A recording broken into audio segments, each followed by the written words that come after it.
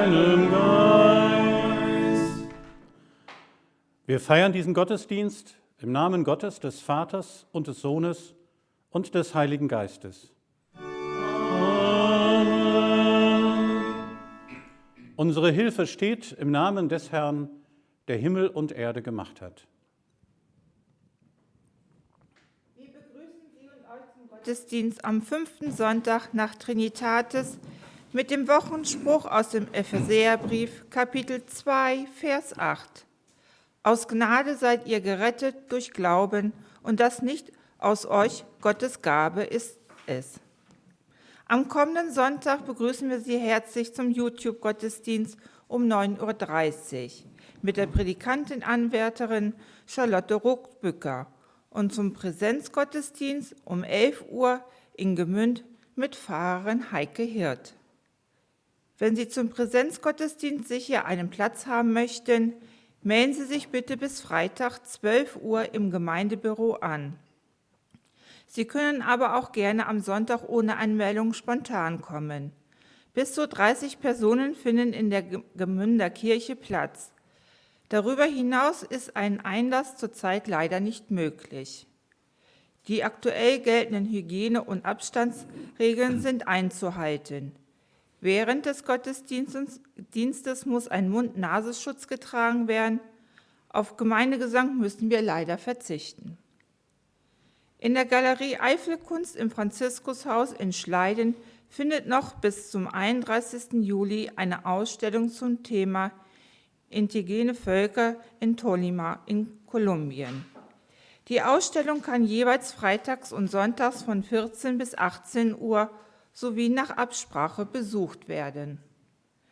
Mit der heutigen Kollekte, die Sie gerne auf das Konto der Kirchengemeinde überweisen können, auch diese Daten finden Sie auf der Homepage unserer Gemeinde.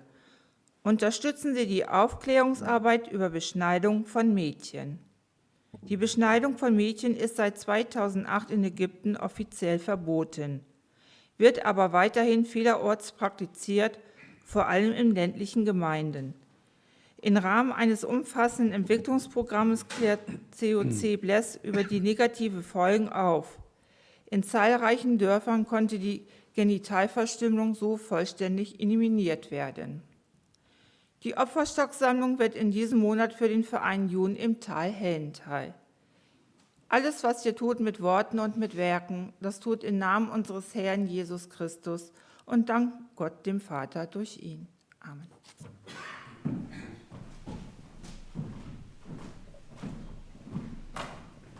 Wir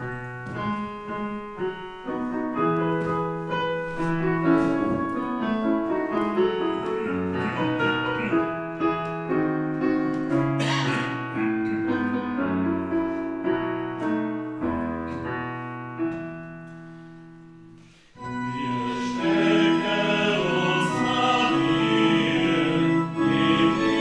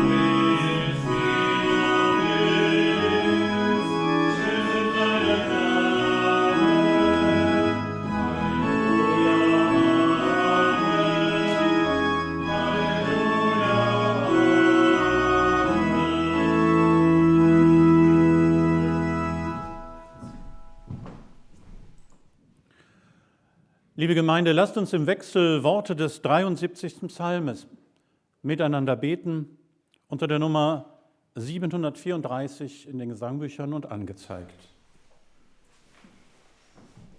Wir sprechen den ganzen Psalm gemeinsam miteinander. Dennoch bleibe ich stets an dir, denn du hältst mich bei meiner rechten Hand.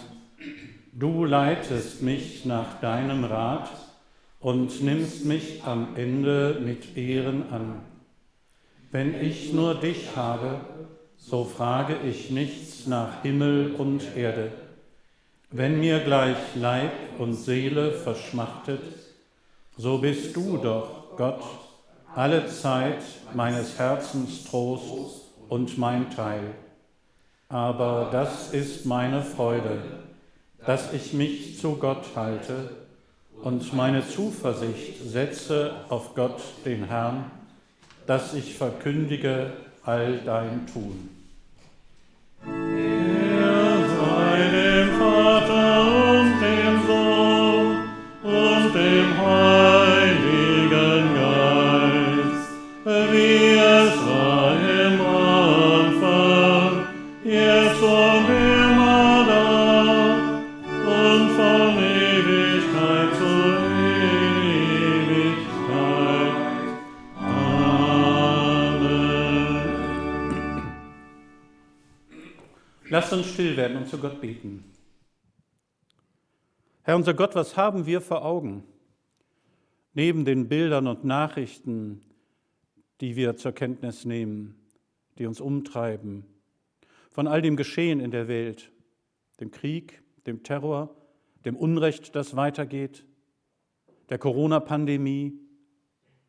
Was haben wir persönlich vor Augen, guter Gott, in diesen Tagen und Wochen, die hinter uns liegen? Und was liegt vor uns jetzt in dieser Sommerzeit? Wir wollen heute Morgen gemeinsam mit dir fragen, was suchen wir in unserem Leben? Auf welches Ziel hin sind wir ausgerichtet? Oder haben wir diese Fragen schon so weit zur Seite gelegt, verhaspeln uns im Täglichen? Gott, wenn Ängste in uns hochsteigen, wenn Traurigkeit sich breit macht, dann brauchen wir dich. Dann brauchen wir ein Ziel und einen Weg, der weiterführt als das, was wir vor Augen haben.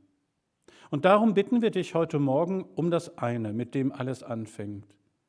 Wecke in uns die Sehnsucht nach dir und sättige uns mit deiner Gegenwart und lass unser unruhiges Herz zur Ruhe kommen bei dir. Herre Gott, erbarme dich über uns, Kyrie eleison. Kyrie eleison, Kyrie eleison,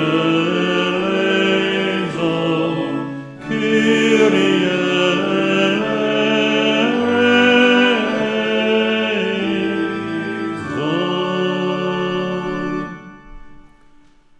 Der Herr hat sich unser erbarmt. Wisst ihr nicht, dass alle, die wir auf Christus Jesus getauft sind, die sind in seinen Tod getauft? So sind wir ja mit ihm begraben durch die Taufe in den Tod, damit wie Christus auferweckt ist von den Toten durch die Herrlichkeit des Vaters, auch wir in einem neuen Leben wandeln. Ehre sei Gott in der Höhe und Friede auf Erden den Menschen seiner Gnade. Allein Gott in der Höhe sei Ehre und Dank für seine Gnade. Darum hast du uns immer mehr und Seele kann kein Schade. Ein Wohlgefallen Gott an uns hat, nun ist uns Licht und Unterlass. Ein Lied hat nun ein Ende. Du treuer Gott, du hast uns zu deinem Eigentum erklärt. Lass uns froh und mit Zuversicht unseren Weg gehen weil uns nichts von deiner Liebe trennen kann. Öffne uns Türen zu neuen Räumen, in denen sich unser Leben entfalten kann. Das bitten wir dich, Vater, Sohn und Heiliger Geist, der du lebst und regierst von Ewigkeit zu Ewigkeit.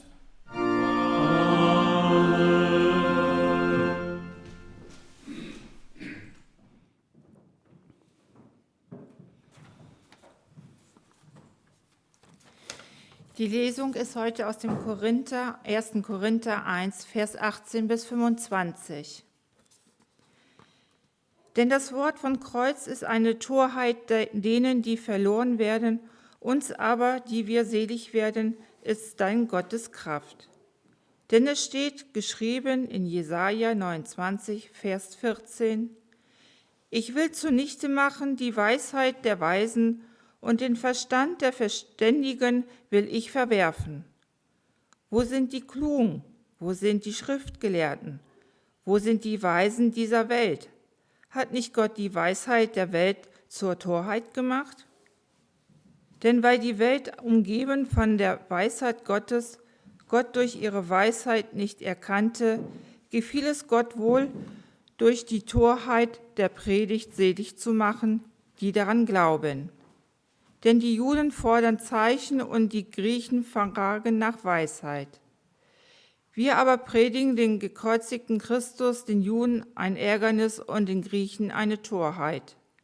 Denen aber, die berufen sind, Juden und Griechen, predigen wir Christus als Gottes Kraft und Gottes Weisheit. Denn die Torheit Gottes ist weiser, als die Menschen sind, und die Schwachheit Gottes ist stärker, als die Menschen sind. Halleluja! Der Herr lässt sein Leid verkündigen, vor den Völkern macht er seine Gerechtigkeit offenbar. Halleluja!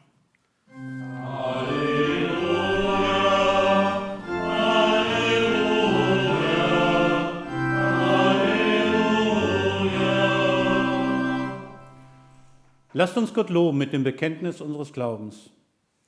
Ich glaube an Gott, den Vater, den Allmächtigen, den Schöpfer des Himmels und der Erde, und an Jesus Christus, seinen eingeborenen Sohn, unseren Herrn, empfangen durch den Heiligen Geist, geboren von der Jungfrau Maria, gelitten unter Pontius Pilatus, gekreuzigt, gestorben und begraben, hinabgestiegen in das Reich des Todes, am 3. Tage auferstanden von den Toten, aufgefahren in den Himmel. Er sitzt zur Rechten Gottes, des allmächtigen Vaters. Von dort wird er kommen, zu richten die Lebenden und die Toten. Ich glaube an den Heiligen Geist, die heilige christliche Kirche, Gemeinschaft der Heiligen, Vergebung der Sünden, Auferstehung der Toten und das ewige Leben. Amen. Amen.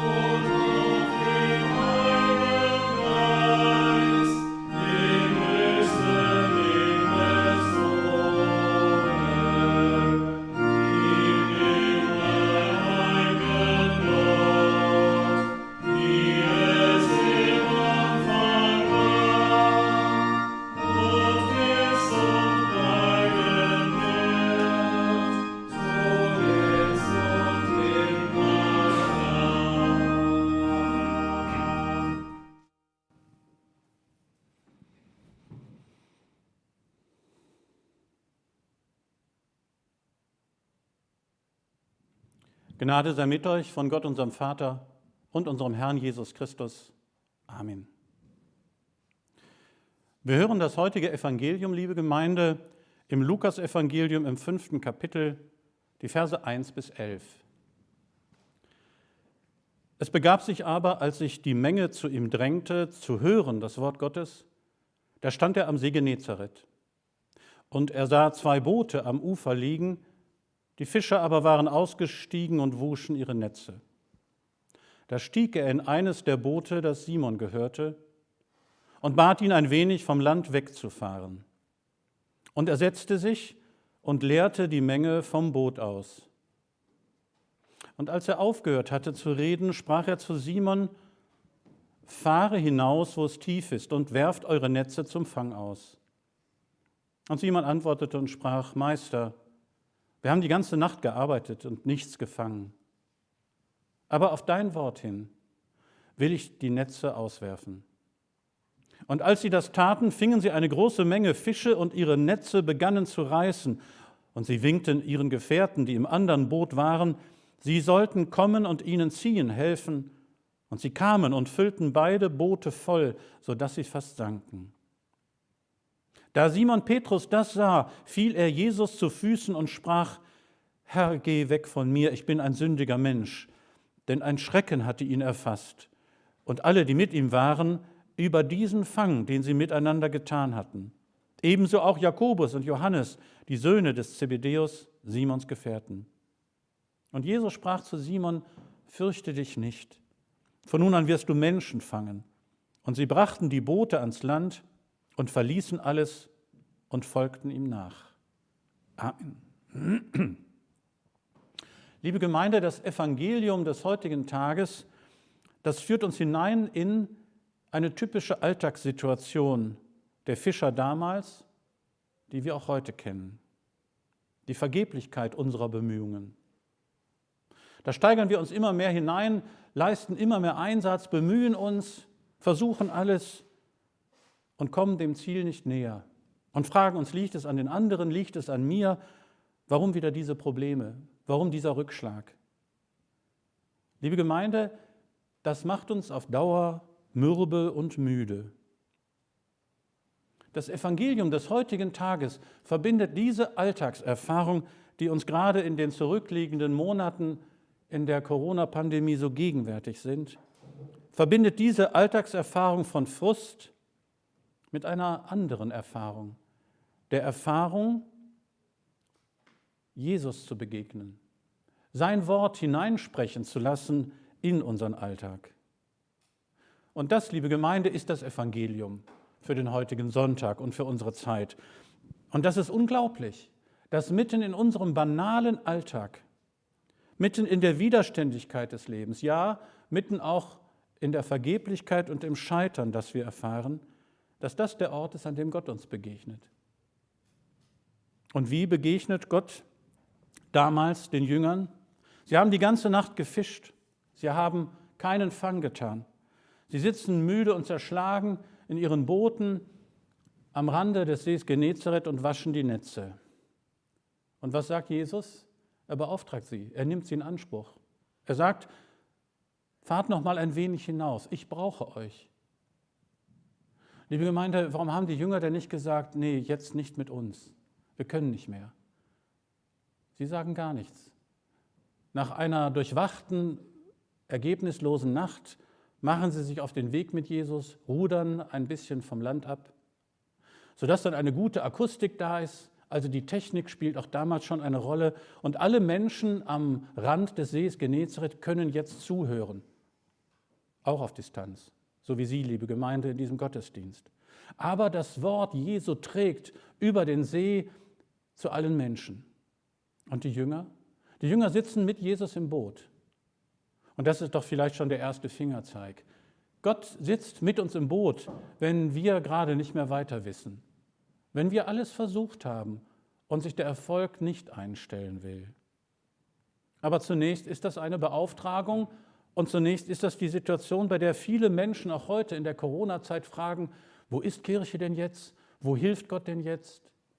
Und vielleicht überhören wir Gottes Gegenwart mitten in der Krise.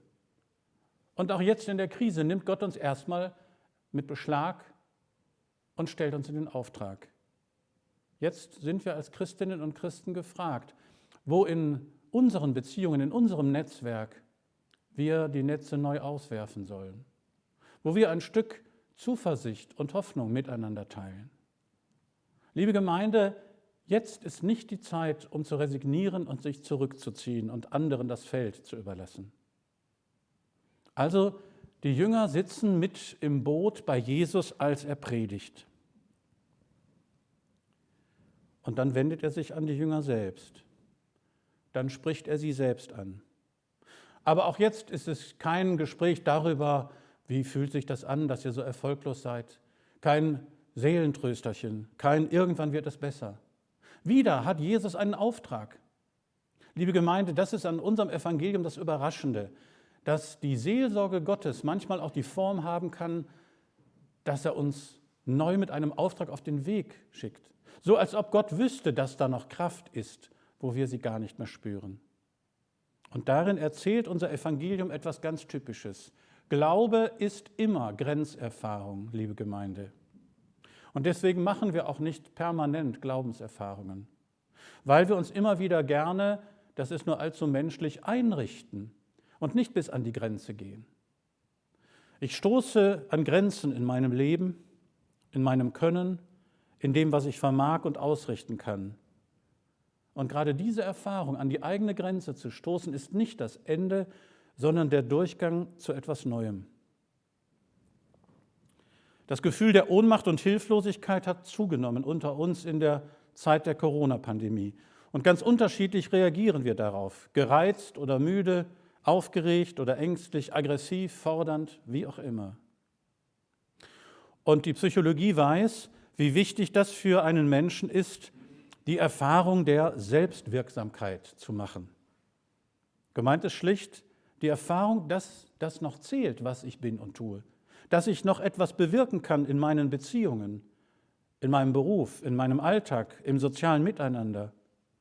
Dass ich noch etwas einbringe und gestalte in Politik und Gesellschaft, ja, und auch in der Gemeinschaft und für die Kirche. Und liebe Mitchristen, dann müssen wir noch einen Schritt weiter gehen. Das ist ja die Erzählung von den Jüngern. Und die werden dann zu Jüngern berufen, die Fischer. Wir stehen als Kirche genauso nach mancher vergeblichen Nacht des Fischens müde da. Die Erzählung vom vergeblichen Fischzug mit der Begegnung Jesu, die wird interessanterweise noch ein zweites Mal erzählt. Und zwar im Johannesevangelium ganz am Ende. Und da ist es der auferstandene Christus, der den Jüngern auf diese Weise erneut begegnet. Was heißt das denn anderes, als dass wir in der Nachfolge nie weiterkommen, als bis immer wieder neu in diese Situation, dass wir mit unserer Weisheit, mit unseren Möglichkeiten nicht weiter wissen und dass dann, gerade dann, Gott uns den Weg zeigt und weiterhilft. Und eigentlich erzählen die Evangelien an vielen Stellen davon, dass die Jünger in der Nachfolge den Weg nicht erkennen. Denken wir an die Emmaus-Jünger. Die haben Jesus und Jerusalem und der Gemeinschaft der Jünger den Rücken gekehrt und sind auf dem Weg nach Emmaus. Und Jesus ist längst mit ihnen unterwegs, aber sie erkennen ihn nicht erst beim Brotbrechen. Also zunächst einmal hören die Jünger die Botschaft Jesu und dann erleben sie mit dem Fischzug, dass das Wirklichkeit wird, dass unser Alltag offen ist für die Erfahrung des Reiches Gottes und seiner Gegenwart. Liebe Gemeinde, wo ist Kirche jetzt gegenwärtig in dieser Zeit? Mitten im Alltag, so wie sonst auch. Also in der Seelsorge. Die findet ja nach wie vor statt, auch in unserer Gemeinde und in vielen Gemeinden. Da sind Menschen unterwegs, ja auch an der offenen Haustür, am Telefon. In der Seelsorge, der Notfallseelsorge, der Telefonseelsorge, im Krankenhaus und nach wie vor auch in der Justizvollzugsanstalt. Können Sie sich vorstellen, was das gerade für eine Situation ist? Im Gespräch mit den Seelsorgerinnen und Seelsorgern in der Justizvollzugsanstalt in Aachen habe ich mir das erzählen lassen, was das eigentlich heißt mit Ausgangssperre, mit Kontaktverboten für Gefangene. Da ist Seelsorge gefragt, da sind die Tage voll. Wo ist Kirche jetzt da, Und wo ist Gott mit unterwegs bei seinen Menschen? Nach wie vor in der Diakonie, in unserem diakonischen Werk in Aachen, in allen Beratungsangeboten. Aber ich denke Woche für Woche auch immer wieder an unser Altenheim in Gemünd, an das betreute Wohnen und das Haus in Kall, an die Wohnungen, an die sozialen Dienste. Überall da sind wir unterwegs bei den Menschen und das im Namen Gottes. Und das, liebe Gemeinde, das meint Jesus, wenn er sagt, ihr sollt Menschen fischen, ihr sollt Menschen retten. Das findet übrigens in diesem Sommer ganz konkret statt.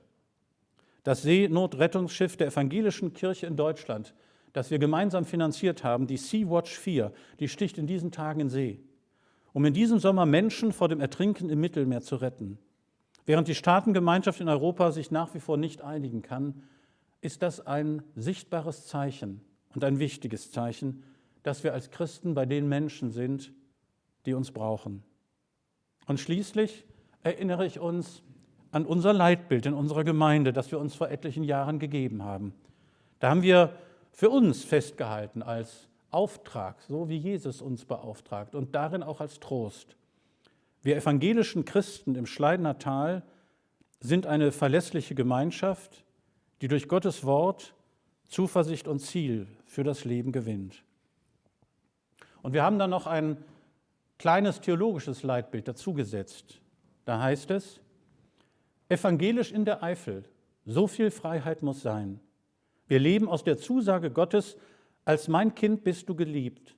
Du bist frei von dem Zwang, dir Anerkennung verdienen zu müssen. Du hast schon deinen Wert. Du bist frei, den anderen zu lieben, so wie du geliebt bist. Wir brauchen die Gemeinschaft der Glaubenden, in der wir die befreiende Nähe Gottes im Alltag unseres Lebens erfahren. Liebe Mitchristen, lasst uns auch an diesem Sonntag und in diesen Sommer hinein das Miteinander ausprobieren und herausfinden, wohin uns das führt, wohin uns Christus führt, wenn wir auf sein Wort hin neu die Netze auswerfen und uns auf den Weg zu den Menschen machen. Und der Friede Gottes, der höher ist als unsere Vernunft, der bewahre unsere Herzen und Sinne in Christus Jesus, unserem Herrn. Amen.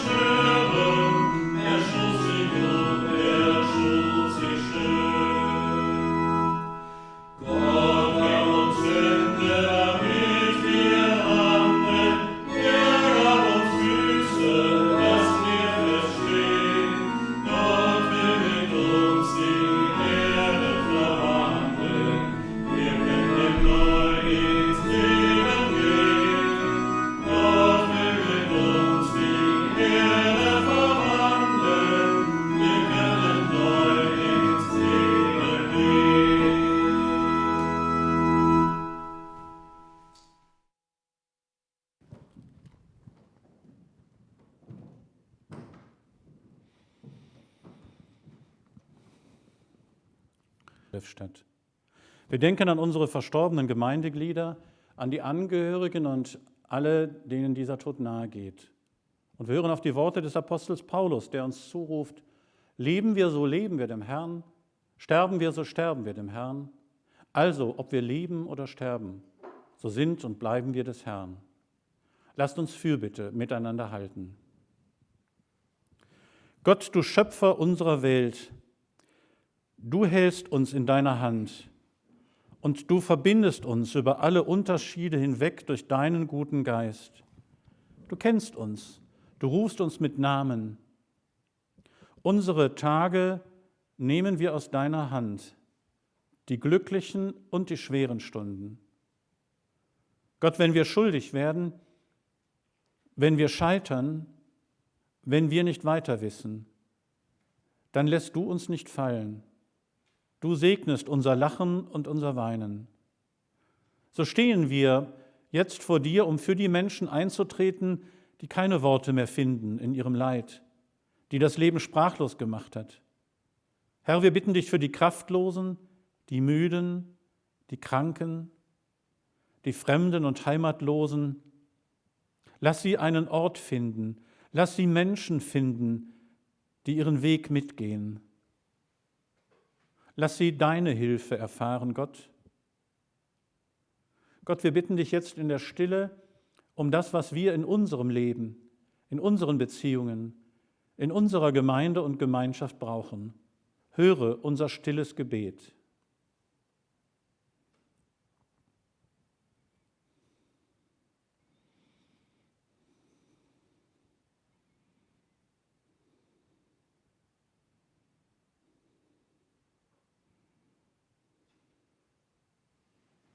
Gott, du bist unser Tröster und Beistand.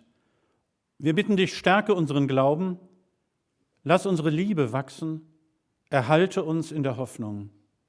Als deine Kinder wenden wir uns vertrauensvoll an dich und beten gemeinsam zu dir.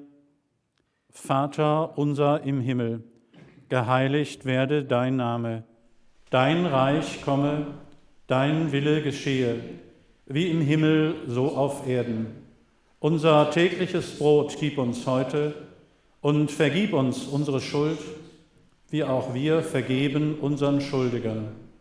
Und führe uns nicht in Versuchung, sondern erlöse uns von dem Bösen. Denn dein ist das Reich und die Kraft und die Herrlichkeit in Ewigkeit. Amen. So geht hin im Frieden des Herrn. Gott sei